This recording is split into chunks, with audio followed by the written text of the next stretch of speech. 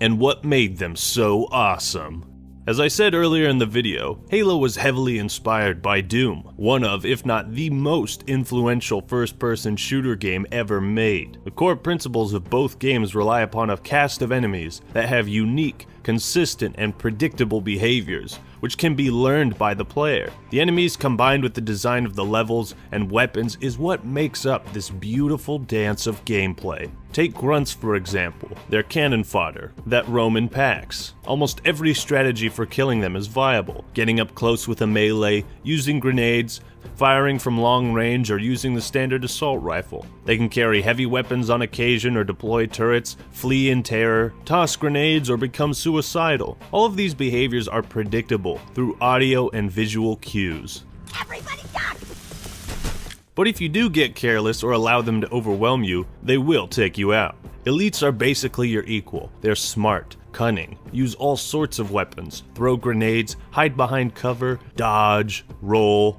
They yell when they notice you and are color-coded to show their strength. Fights with elites are a two-phase battle, getting their shields down and finishing them off. And generally, all methods of combat are viable against them, though they are much harder to take down, and are often accompanied by lower-ranking units or even other elites. Jackals are all about precision. They're defensive enemies that can hold a choke point very well. Trying to rush into their territory is generally not wise. Shooting their hand leaves them vulnerable, and using grenades can disrupt their positioning. Skirmishers are speedy, and you'll need to aim fast or outmaneuver them in order to kill them. Hunters are the tanky mini-bosses that require a lot of firepower to take down. They're super strong, and can kill you very quickly. But their fuel rod gun is telegraphed and their melee is easily dodgeable. Brutes are similar to elites, but are more aggressive, run in larger numbers, aren't as cunning, and don't have regenerating shields. Drones are the flying pests that harass you from the air, breaking up the pattern of enemies always being grounded. Finally, engineers are floating support units that shield their allies and explode violently on death. Playing Halo and Doom is like playing a chess game, because each piece has its strengths and weaknesses.